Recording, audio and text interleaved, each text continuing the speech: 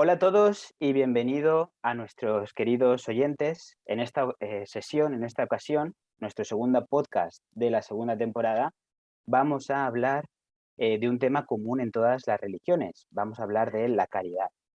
Quiero empezar dando la bienvenida y presentando a cada uno de nuestros ponentes. Hoy tenemos el honor de contar con representantes de 4 religiones principales que cuentan con un gran número de fieles. Vamos a empezar presentando a nuestros ponentes por orden de antigüedad de las religiones que representan. Bueno, pues en primer lugar, en representación del hinduismo, contamos con la presencia de Juan Carlos Ramchandani, también conocido por su nombre hindú, Krishna Kripadasa. Juan Carlos es sacerdote hindú, pandit y purohit, escritor y conferenciante. Entre otros cargos, ostenta el de presidente de la Federación Hindú de España y vicepresidente del Hindu Forum of Europe. Es miembro fundador de la organización internacional interreligiosa Transcendence, con sede en Valencia. Podéis conocer mejor a Juan Carlos a través de su página web jcramchandani.es. Juan Carlos Ramchandani, muy bienvenido, Suswagatam. Suswagatam, bienvenido. Muchísimas gracias, un placer por invitarme una vez más a este podcast y al mismo tiempo, en un tema que creo que es de interés general para todas las personas, ¿no? Muchas gracias.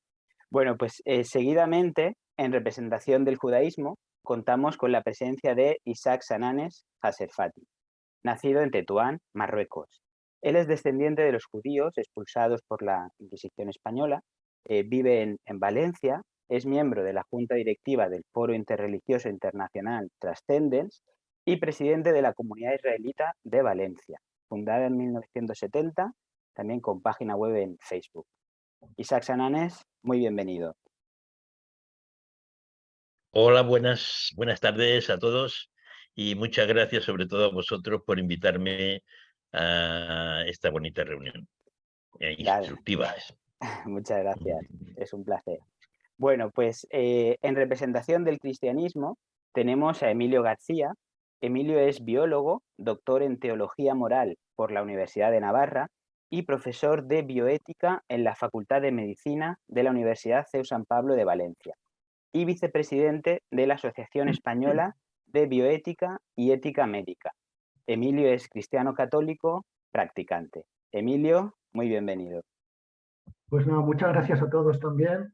Agradeceros a Tarik y a Eloy que me hayáis invitado a este estupendo coloquio y seguro que será de agrado para todos. Gracias, Emilio. Un placer tenerte con nosotros. Y bueno, pues en representación del Islam tenemos a Tariq Atarrafi, director del Departamento de Lengua Española de la Comunidad Musulmana Ahmadía y editor de la revista The Review of Religions en español. Tariq es ingeniero de caminos, canales y puertos. En 2015 dejó su puesto de trabajo como ingeniero para trabajar al servicio de la Comunidad Musulmana Ahmadía en la creación de contenidos de lengua española sobre el Islam. Desde 2018 es además editor de la revista The Review of Religions en español. reviewofreligions.org es su página web.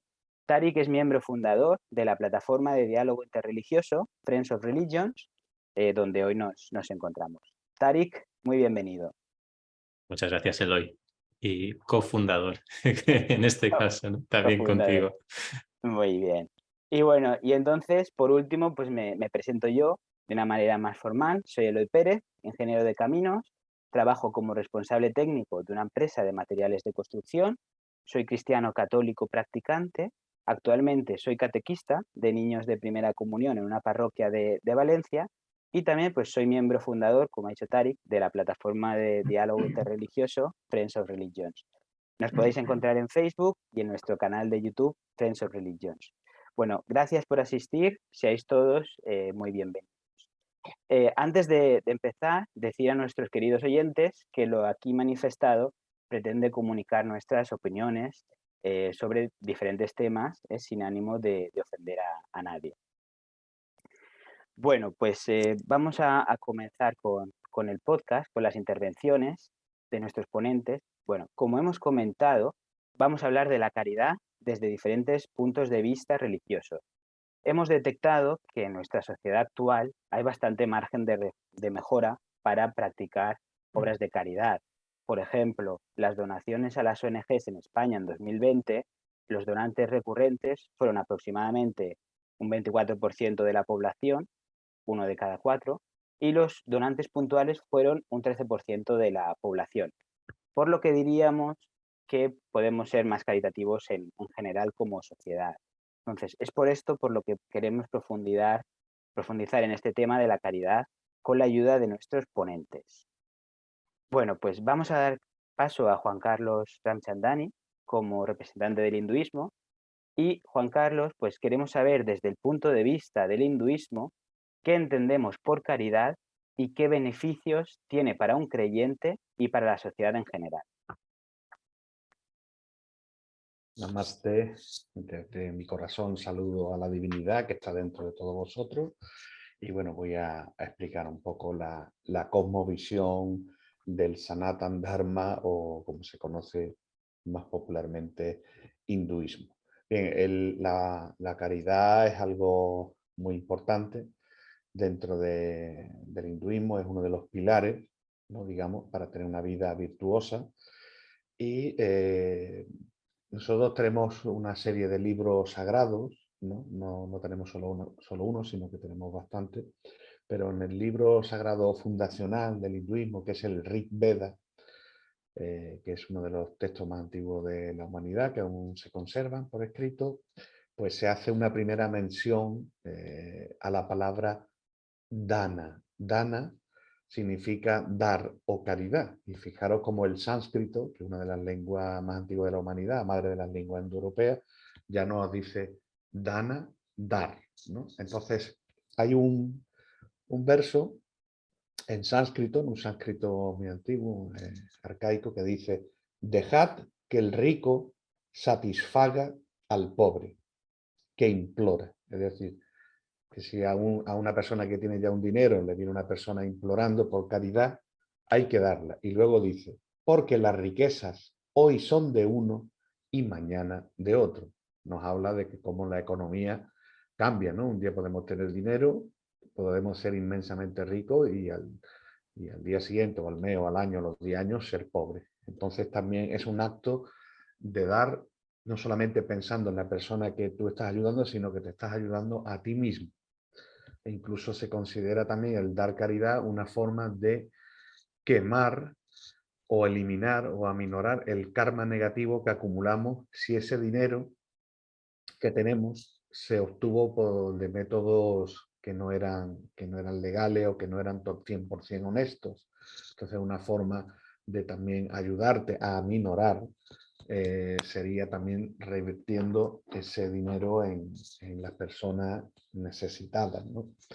La palabra dana o danam, como comentaba, significa dar caridad, y no solamente hablamos de tema económico o de dar bienes, ¿no? Por ejemplo, no solamente está la caridad de dar dinero, sino le puedes dar una manta a un pobre, le puedes dar comida.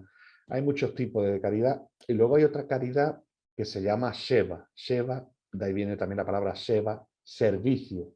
Servicio, que es hacer un servicio desinteresado, sin esperar una remuneración económica ni nada a cambio. Todas estas prácticas forman parte de uno de los yogas. Cuando hablamos de yoga no solamente hablamos de hacer posturas, sino la palabra yoga son formas de unirnos a Dios, del karma yoga. La palabra karma significa acción, acción-reacción. Yoga, pues esa, digamos, práctica espiritual donde tratamos de unirnos a Dios, complacer a Dios a través del servicio a los demás y renunciar a los frutos del servicio. Porque en la vida pues todos trabajamos porque al final esperamos una recompensa económica, que es algo lícito y natural. Pero cuando yo hago un servicio, lo que hoy en día se llama voluntariado, ¿no? Donde supuestamente, que a veces no todos los casos son así, donde supuestamente la persona hace un servicio de forma desinteresada. Entonces, el karma yoga, Krishna en la Bhagavad Gita, que es otro de los libros principales, no comparar, si pudiéramos equiparar, ¿no? Si nos preguntaran cuál es el libro más importante del hinduismo, pues podríamos decir la Bhagavad Gita, porque recoge la esencia del pensamiento filosófico hindú, ¿no? Entonces ahí Krishna nos habla de que una persona se puede acercar a Dios de diferentes formas, porque tenemos diferentes naturalezas. Hay personas que se acercan a Dios en la forma filosófica, el jnana yoga, el yoga del conocimiento. Otros se acercan a Dios con amor y devoción, bhakti, ¿no? La devoción. Otras personas a través de la meditación. Y otra forma es el karma yoga. Y en la India y en Occidente hemos tenido grandes personalidades que su práctica espiritual prácticamente ha sido, más que meditar o orar o crear incluso instituciones, ha sido hacer un servicio a los más necesitados. No solamente a través del alimento, sino crear instituciones educativas, crear instituciones para protección de los, por ejemplo, los animales, porque en el hinduismo se dice que esa misericordia hay que extenderla, hacerla extensible a todos los seres, no solamente a los humanos, ¿no? Por ejemplo, nosotros tenemos 3 puntos importantes o 3 puntos cardinales que le llamamos las 3D, ¿no? Uno es Dhammaha, que significa el autocontrol. Una persona tiene que ser autocontrolada, controlar su ira, ¿no? Controlar sus impulsos, controlar medianamente las emociones. Daya, que significa la compasión extensa a todos los seres. Y Dana, la caridad. O sea que una persona, un buen hindú, tendría que tener estos 3 ingredientes dentro de la posibilidad, ¿no? Ser autocontrolado, ser compasivo y al mismo tiempo ser caritativo de acuerdo a sus posibilidades. Y luego, ya para finalizar, en la Bhagavad Gita, también en el capítulo 17, Krishna habla de los tipos de caridad. ¿Cómo hay caridad? Que como yo siempre digo, el hinduismo ve la caridad como algo, como si fuera una carretera de doble sentido, donde no solamente se beneficia al receptor de la caridad, sino que también es un beneficio espiritual, es hacer méritos espirituales del que la da. Entonces, hay tipos de caridad, por ejemplo, hay Godana, que es regalar o proteger a una vaca. ¿Bien? Hay Dhanam Dana, que quiere decir dar dinero. También hay de ropa. Hay otras personas que hacen Gyana Dan, que dan dinero para que a las personas se les forme, crean instituciones educativas. O sea, hay muchas formas de hacer caridad. Y entonces Krishna dice que la caridad que se da para ayudar a la persona, que se hace como si fuera una cuestión de deber, que no se espera una retribución, que se da en el momento y el lugar adecuado y a una persona que lo merezca. Se considera que está en el plano de la bondad, porque el hinduismo se habla de 3 planos, que son la bondad, la pasión y la ignorancia. Y luego dice, pero la obra de caridad que se hace con la esperanza de obtener alguna retribución o con un deseo de obtener resultados o de mala gana, se dice que es caridad en el plano de la modalidad de la pasión. Es decir, que esta caridad no es buena ni para el receptor ni para el que la da. Y la última dice, y la caridad que se da en un lugar impuro, en un momento inapropiado, a personas que no son dignas de ella o sin la debida atención y respeto, se dice que está en el plano de la modalidad de la ignorancia. Entonces, esto nos hace ver de que incluso a la hora de dar la caridad, ya sea una persona o una institución, tenemos que ver también cómo a nosotros nos va a repercutir en nuestra vida, tanto material como espiritual. Bueno, pues está un poco así, una síntesis, un resumen, lo que sería la importancia del acto de la caridad, del acto del servicio a los demás dentro del hinduismo. Muy bien, muchísimas gracias. Seguro que a todos nuestros oyentes ha parecido muy, muy interesante. Bueno, pues vamos a ir ahora con Isaac Sanane, que nos va a contar desde el punto de vista del judaísmo qué entendemos por caridad y qué beneficios tiene para un creyente y para la sociedad en general. Isaac. Muy bien, muchísimas gracias. Primero, desearos Shavuot Tov a todos, es decir, una buena semana, y Hak Hanukkah Sameach, una buena entrada en la fiesta de Hanukkah, de las luminarias.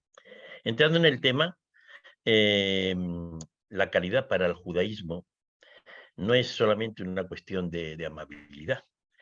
Nosotros realmente tenemos que dar para mitigar el sufrimiento del prójimo. A decir verdad, nada de lo que poseemos es realmente nuestro. Dios nos lo da para que lo podemos dar a los demás, podemos ayudar a los demás. Los judíos entendemos los valores, la traducción, por decir así, que se hace de la palabra caridad, se suele hacer, creo que equivocadamente, como tzedaká. Pero tzedaká para el judaísmo es justicia, justicia redistributiva. Entonces, entre el gesed, que son las buenas acciones, y la tzedaká, entre las dos forman lo que sería la caridad.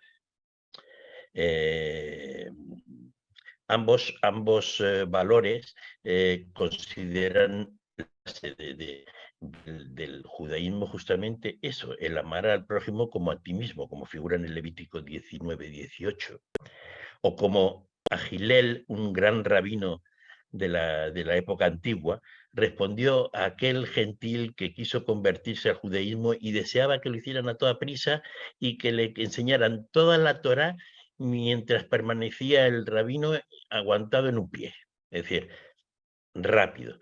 ¿Qué le dijo el Rabbi Hillel? Dice, no le hagas a otro aquello que no te gustaría que te hicieran a ti. Esa es toda la Torá. El resto es comentario. Ahora ve y estúdialo.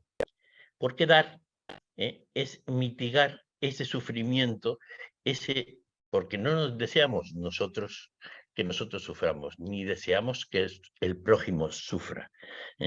Es una misbah significa una buena acción y una responsabilidad. Y como tal tiene un conjunto de normas. Primero vamos a ver la misbah, es decir, la buena acción. Si vas caminando por la calle y alguien te pide comida, la misbah dice, tienes que darle algo. Vamos, si lo tienes, si estás en medio del desierto, pues no, pero si lo tienes, tienes que darle algo. Si te pide dinero y tienes el bolsillo vacío, entonces demuéstrale empatía. Dile algunas palabras de aliento, aunque sea una mirada de disculpa por no poderle ayudar en ese momento. De ningún modo puedes mostrar indiferencia y seguir caminando, porque generas más dolor, o al menos eso creemos, ¿no? Dar es una misbah, quiero decir.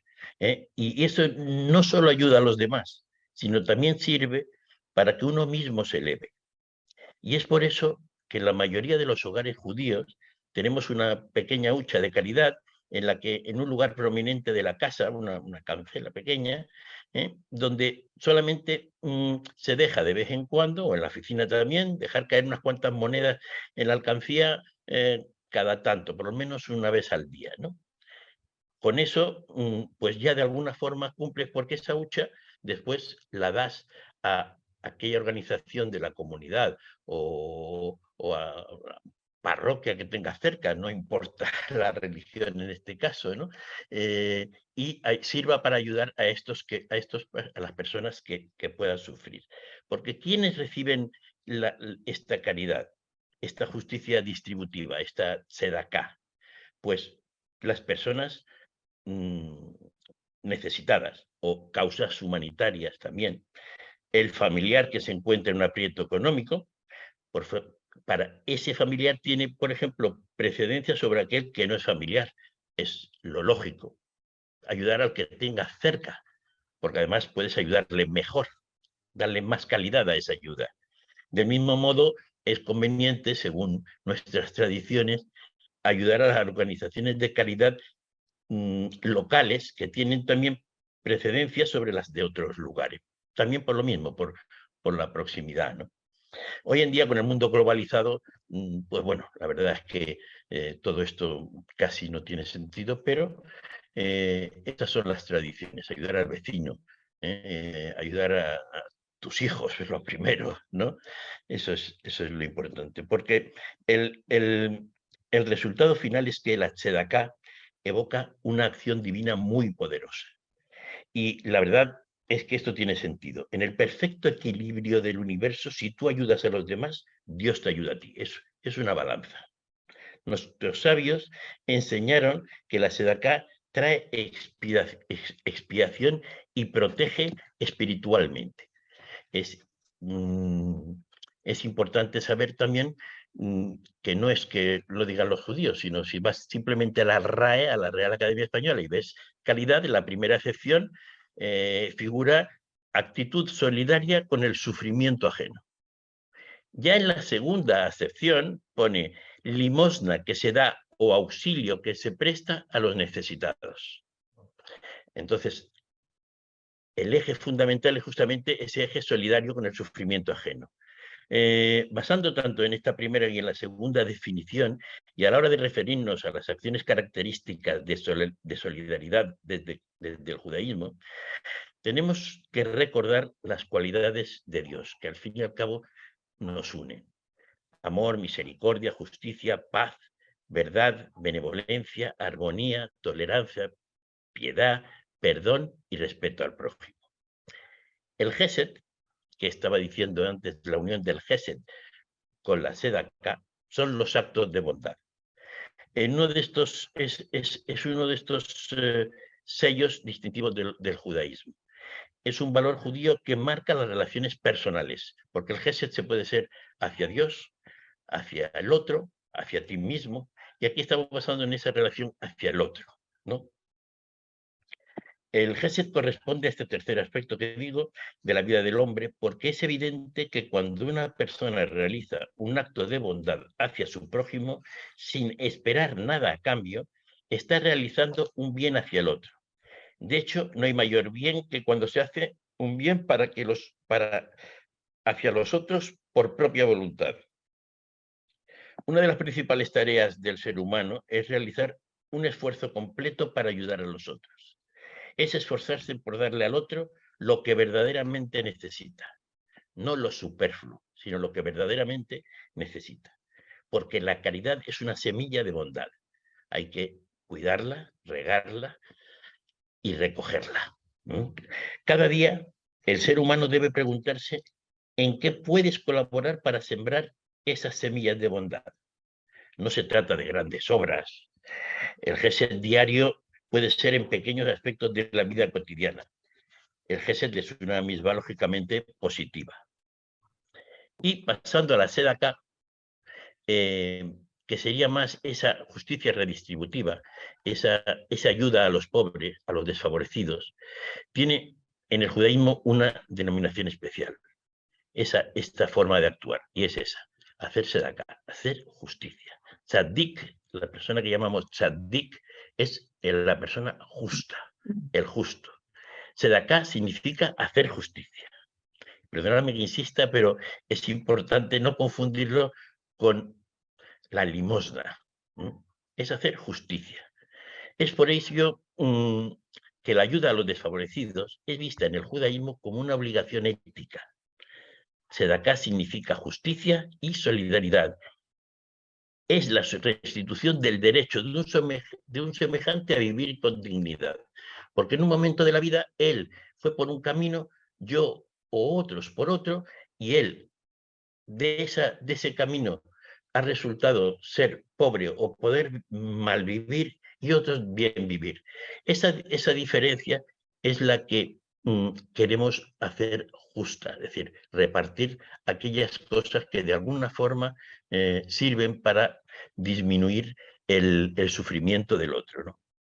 En el Deuteronomio 15:8 dice, le abrirás tu mano como para cubrir su necesidad en aquello que le haga falta. Por eso hay Rambam, es decir, Maimónides, nacido en Córdoba, fallecido en el Cairo, nacido en Córdoba en el 1138, un gran rabino, un gran sabio judío, explica que existen 8 niveles para poder crecer en justicia, en Sedaká. Al fin de alcanzar el grado más alto, en ese amor al prójimo que estoy intentando inculcar. Hacer Sedaká es una misma a través de la cual se adquiere mérito, felicidad y paz espiritual. Desde este punto de vista, se entiende que quien ayuda al otro, como dije antes, se ayuda a sí mismo. Veamos estos 8 niveles. Y voy a empezar de atrás para adelante. No voy a empezar por el más importante, el más alto, sino vamos a empezar por el más bajo. El primero, que cualquiera de estos grados implica que en el buen corazón, que es el primer requisito talmúdico que debe tener la persona que va a dar. A partir de ahora voy a enumerar estos niveles. El octavo y el más bajo grado es cuando esa sedaká se hace con desgana, pero se hace. En el séptimo, el penúltimo, en el séptimo nivel es cuando se da menos de lo que se puede, pero con alegría. El sexto nivel es cuando se da directamente cuando se solicita. El quinto es cuando se da sin que se solicite. El cuarto nivel es el de la ayuda indirecta. La persona ayudada conoce a quién le da, pero la que ayuda no, lo hace sin saber la identidad del destinatario. El tercer nivel lo encontramos cuando la persona que ayuda conoce la identidad de la que recibe, pero la que recibe no conoce la identidad del que le atiende. El segundo nivel, y estamos llegando ya en el penúltimo, es cuando la persona que ayuda no conoce la identidad de la que recibe y ésta tampoco conoce quién la ayuda. Bien, y ahora viene el primer grado. La forma más elevada de Tzedaká. Lo podía dejar en el aire, pero como no tenemos tiempo, seguro que ya tenéis la idea de cuál es. Es ayudar a una persona a mantenerse por sus propios medios, antes de que ésta lo necesite o empobrezca. Esto se hace ofreciéndole una ayuda concreta en forma digna, ayudándolo a encontrar un empleo, a establecer un comercio, de manera que no se vea obligado a depender de otros. Esto es lo fundamental de la Tzedaká. Para nosotros, con este pequeño resumen, creo que te he podido dar idea de cuál es nuestro pensamiento sobre este tema. Por supuesto, Isaac, la verdad que me ha gustado y veo que tenemos, bueno, pues acuerdo, ¿no? Entre nuestros ponentes, ¿no? Que hay muchas cosas en común, ¿no? Hinduismo, Vas a judaísmo. encontrar, me imagino, que el mismo discurso con diferentes palabras, pero vamos. Pero eso es bueno. Muy bien. Bueno, pues muchísimas gracias y vamos a dar paso a Emilio García, que nos va a contar el punto de vista del cristianismo, qué entendemos por caridad y qué beneficios tiene para un creyente y para la sociedad en general. Muy bien. Pues nada, de nuevo, muchas gracias por permitirme participar en este podcast que ya está siendo un éxito, sinceramente, porque yo personalmente estoy aprendiendo muchas cosas de las que ha dicho ya Juan Carlos y Isaac. Y nada, espero pues decir algunas cosas así generales sobre lo que es la caridad en el cristianismo. Sí que te pediría, Eloy, que si ves que me sobrepaso del tiempo, me haces una señal, ¿vale? Para no extralimitarme, ¿vale? Bueno, entonces, lo primero que quería comentar es que para un cristiano creyente, serio, que cree en Dios, ¿no? Porque, claro, puede haber personas que a lo mejor pues, se consideran cristianas, pero seguramente también pasan otras religiones, ¿no? Pero les falta fe o tienen una vida, pues digamos, a lo mejor poco espiritual. Entonces, para un cristiano coherente, la opción fundamental de su vida y, por tanto, lo más importante de su religión es precisamente este tema del que estamos aquí hablando, ¿no? Es la caridad, ¿no? Y esa opción fundamental en su vida cristiana, está por encima de cualquier otra opción. Es decir, que para un cristiano, pues lo más importante es amar a los demás y preocuparse por los necesitados en sus diferentes necesidades. Y sobre todo lo hace porque él mismo, el propio cristiano, ha conocido y ha creído en el amor que Dios le tiene a los hombres, ¿no? En el amor también que él mismo siente por parte de Dios, ¿no?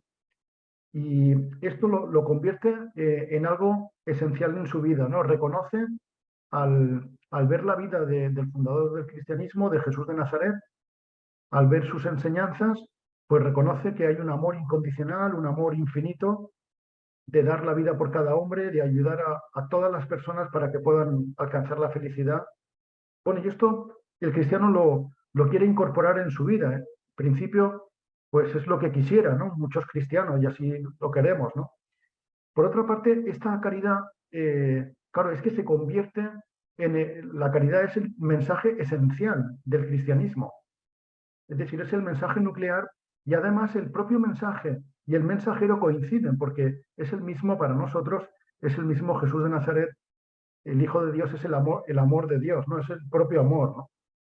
Y el cristiano considera que, bueno, que la caridad es muy importante, que el amor hacia los demás es muy importante, pero se da cuenta de que existe el peligro de que pueda quedar en una idea bonita, de que pueda quedar en algo brillante, una decisión, incluso una decisión ética general que uno puede tomar como cristiano, un sentimiento que le ayuda a actuar solidariamente, pero para un cristiano profundo, y esto también pues lo aporta la propia teología cristiana, lo que descubre pronto es que el amor que él tiene que practicar, es que el amor es el mismo Dios. Esto es, digamos, lo más radical del cristianismo, es que Deus Caritas es, Dios es amor, es el nombre propio de Dios es el amor. Esa es su esencia, Dios se llama amor, ¿no? Por eso el cristiano, cuando trata de amar a los demás, cuando vive esa caridad, el propio cristiano se está convirtiendo en Dios para ellos. De tal modo que él quiere reflejar, a través de su vida de solidaridad, quiere reflejar al mismo Dios, ¿no? Y quiere ayudar, igual que Dios ayuda a todos los hombres, quiere ayudar a cada uno a que encuentre su felicidad, su alegría, su bien, ¿no? Bueno, por otra parte, también la caridad, el cristiano considera que no, como os comentaba antes, no es un simple sentimiento bueno, una simple idea ética general positiva, sino que quiere convertir la caridad en un hábito moral. Esto para el cristiano es muy importante, para la teología cristiana es muy importante resaltar esta idea, porque la caridad, insisto, el peligro que a veces puede tener, al menos los cristianos lo vemos así, ¿no? Que se pueda reducir a llevar a cabo una serie de actividades, a tener una, por así decir, una aplicación práctica enseguida. Entonces, la teología cristiana considera que la caridad es una virtud, es un hábito moral.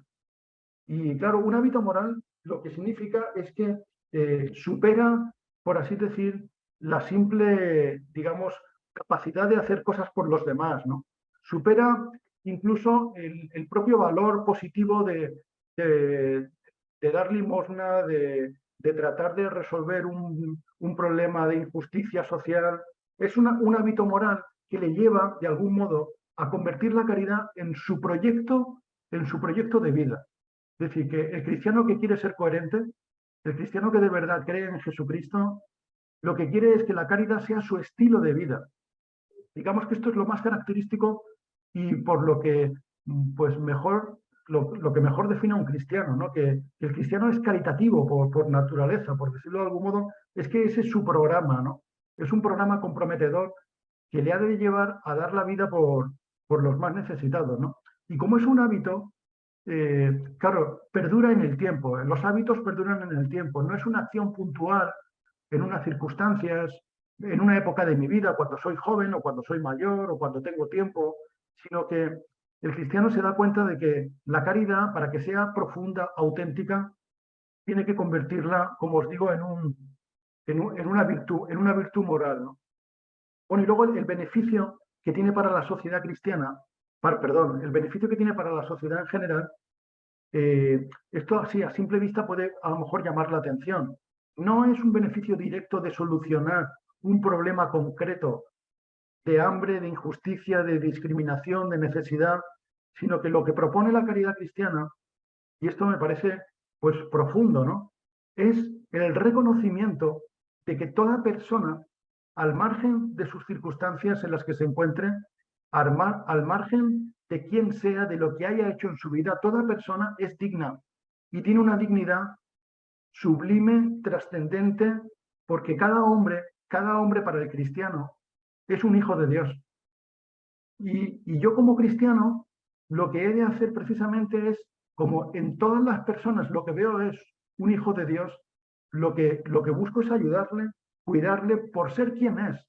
Es decir, que lo que tengo que reconocer en primer lugar a través de la caridad no es tanto, digamos, la necesidad material, por supuesto, que va a tener la persona en concreta, sino que en primer lugar el cristiano lo que descubre es que cualquier persona haya hecho lo que haya hecho, sea quien sea, tiene una dignidad trascendente.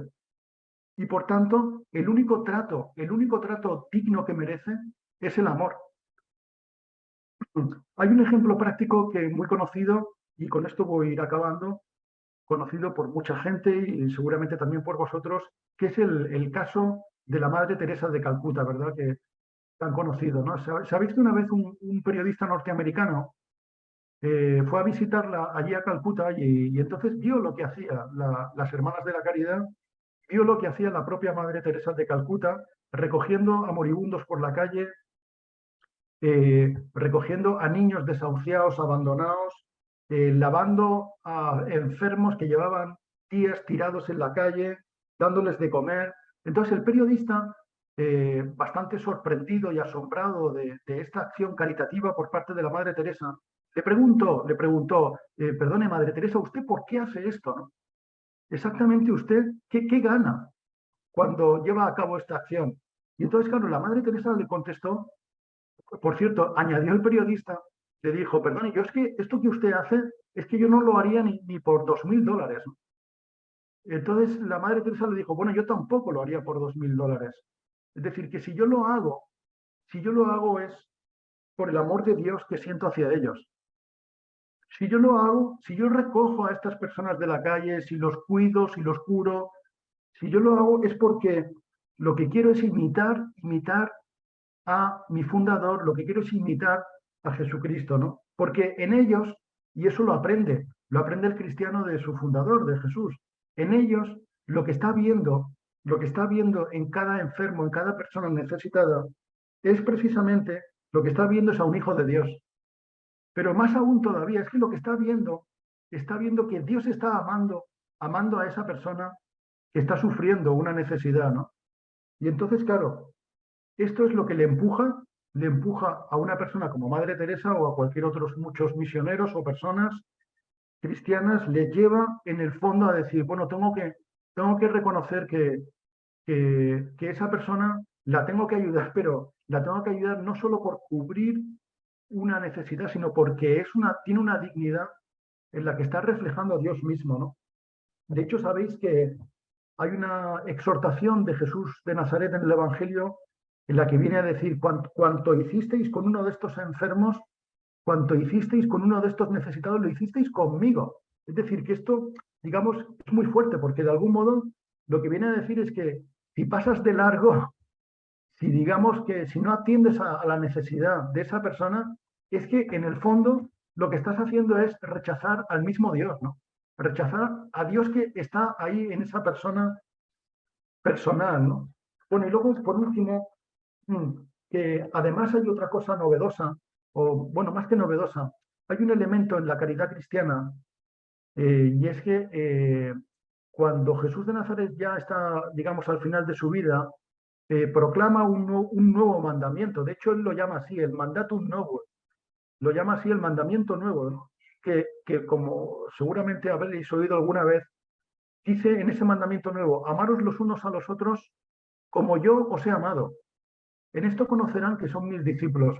Entonces, esta es la novedad, la radicalidad que ofrece la caridad cristiana, porque ya no es simplemente un amor general hacia los demás, sino que es un amor como yo.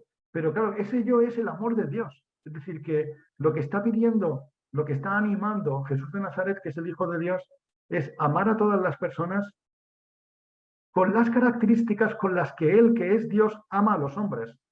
¿Y cuáles son esas características? La incondicionalidad, amar sin medidas, amar sin cálculos, sin discriminar a nadie, incluso sin esperar a que te merezcas el amor, porque es que el amor de Dios, digamos que uno lo recibe aunque no de la talla, aunque no lo merezca o aunque sea una persona absolutamente inmoral. Es decir, todos los seres humanos, por la dignidad que tienen, son receptoras. Dios las ama de modo infinito, ¿no?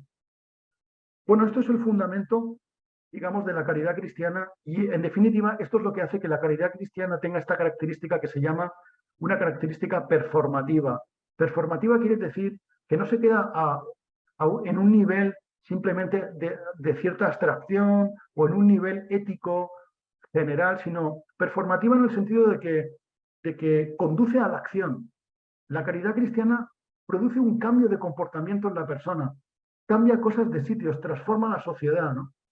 Y una muestra de la caridad cristiana en la sociedad, también pues probablemente conocida pues por muchos, y con esto sinceramente ya termino, es que desde las primeras comunidades cristianas que se constituyeron pues al poco ya de morir Jesús de Nazaret, esas primeras comunidades cristianas lo que van a hacer enseguida es empezar desde muy antiguo, ¿no? Empezar a recoger a los enfermos de las calles, empezar a atender a la gente necesitada y poco a poco, conforme ya se van organizando pues, los conventos, los monasterios, las iglesias, en torno a monasterios, conventos, iglesias, van a ir apareciendo, al menos en Occidente, en la civilización occidental, van a ir apareciendo los primeros hospitales, las primeras escuelas, los primeros dispensarios médicos, los primeros albergues para peregrinos, porque en el fondo es una manifestación, es una, digamos, una puesta en práctica de este amor que el cristiano quiere vivir, digamos, de modo profundo, ¿no? De hecho, algunos pues comentan que cómo puedes averiguar que en una población, ciudad, país, pueblo, ¿cómo puedes saber si el cristianismo ha llegado ahí? Pues por tres cosas, porque cuando se evangeliza cristianamente una zona, el cristianismo lo que siempre hace es poner una iglesia, poner una escuela, poner un hospital. Y estos son, digamos, como tres ámbitos de la caridad que el cristiano se propone, es decir, intentar cubrir no solamente la necesidad espiritual a través de la iglesia, digamos como comunidad espiritual, sino también intentar cubrir la caridad a través de cubrir la necesidad material, física, la salud y también, parece que no, pero es muy importante también, creo que forma parte de la caridad, es ayudar al que no sabe. Esto es una obra de misericordia, así se considera dentro del cristianismo, ayudar al ignorante. Porque, claro, el ignorante, si no es capaz de recibir una educación, pues, bueno, pues no puede buscar un trabajo, por ejemplo, no puede desarrollarse, no puede perfeccionarse, ¿no? Bueno, pues esto, en definitiva, la caridad lleva a querer cubrir estos tres aspectos, ¿no? De tanto la salud, la necesidad espiritual, la necesidad física, material y también la necesidad de poder conocer la verdad, formarse, culturizarse, etcétera. Bueno, no me alargo más, lo dejo aquí y si luego ya hace falta, pues comentamos algún detalle. Muchas gracias. Muy bien. Muchas gracias, Emilio. Muy interesante. Yo, con el permiso del resto de los ponentes, sí que me gustaría pues resaltar, como ha dicho Emilio, pues la caridad como un camino de salvación, ¿no? Porque Jesús en el Evangelio pues nos dice que en el día del juicio final, ¿no? En el día en que se decidirá quiénes de nosotros van a permanecer junto a Dios y quiénes de nosotros no, pues Jesús nos examinará por nuestras obras de caridad, por nuestras obras de misericordia. No nos examinará pues si hemos sido de cualquier religión, si hemos vivido en cualquier país, si hemos sido pues mejores en nuestro trabajo o si entonces al final nos examinará de nuestras obras de misericordia. Y esto pues Jesús lo dice, porque tuve hambre y me disteis de comer, tuve sed y me disteis de beber, estaba desnudo, ¿no? O fui inmigrante y me acogisteis. Y entonces las personas a los que Jesús les hablaba dijo, maestro, ¿cuándo te vimos desnudo y cuándo te vimos con hambre y no te asistimos? Y dice, pues cuando no lo hicisteis con uno de estos mis hermanos, pues a mí no me lo hicisteis, ¿no? Y cuando lo hicisteis con uno de estos mis hermanos, a mí me lo hicisteis. Entonces la caridad pues es un camino de salvación muy fuerte. Bueno, pues disculparme y vamos a dar paso a Tarik. él nos va a contar desde el punto de vista del Islam qué entendemos por caridad y qué beneficios tiene para un creyente y para la sociedad en general. Muy bien. Bueno, muchas gracias, Eloy, y que la paz de Dios sea con todos vosotros y también con los oyentes. Bueno, y también agradecer a todos los ponentes. Aprovecho también para daros las gracias a todos por vuestras palabras, porque me han parecido ciertamente muy, muy interesantes. A ver, en el caso del Islam, ya de entrada el objetivo, ¿no? Y creo que esto es común en todas las religiones, el objetivo de nuestra vida, al fin y al cabo, es adoración de Dios y el servicio hacia la humanidad, ¿no? Es decir, no puedes tener uno sin el otro. Pero en el concepto de la caridad, tal como se concibe quizás en el mundo en general, tiene un posible peligro, ¿no? Y es que sobre todo vemos en las sociedades occidentales de hoy que corremos el riesgo de que se ensalce las cualidades de la persona que entrega en caridad o que da limosna. Y por otro lado, además, también puede crear una imagen embarazosa o de humillación en la persona que la recibe, ¿no? El Corán explica el concepto de la caridad de la siguiente manera. Dice, y en su riqueza, refiriéndose a la persona creyente, hay una parte que corresponde al mendigo y al necesitado. Es decir, al que ofrece se le recuerda que lo que debe otorgar al pobre en realidad no le pertenece. Es debido a un fallo posiblemente en la economía, que una parte de la sociedad se vea obligada a mendigar para su subsistencia. En un sistema económico sano no debería haber ninguna razón genuina para que una persona tuviera que mendigar para sobrevivir, ¿no? Y por otro lado, el mensaje que se transmite a quienes reciben la limosna o la caridad es que no han de sentirse avergonzados ni sufrir complejo alguno, pues de hecho Dios ha concedido el derecho fundamental de vivir de forma decente y de forma honrada. Así que todo lo que su aparente benefactor le ofrezca es su derecho propio, que por una razón u otra se ha transferido al donador, ¿no? Eso es principalmente lo que el Islam dice. Claro, existe el riesgo de que algunas personas se muestren ingratas hacia sus benefactores, ¿no? Y que en lugar de expresar gratitud sientan que, puesto que están en su derecho, pues no hace falta mostrar agradecimiento. Sin embargo, el Islam tampoco alienta esta conducta. El Sagrado Corán, de hecho, les recuerda continuamente, recuerda a los creyentes, que es nuestro deber ser agradecidos y expresar gratitud por pequeño que sea el favor que recibamos. Al creyente se le dice continuamente que Dios no ama al ingrato.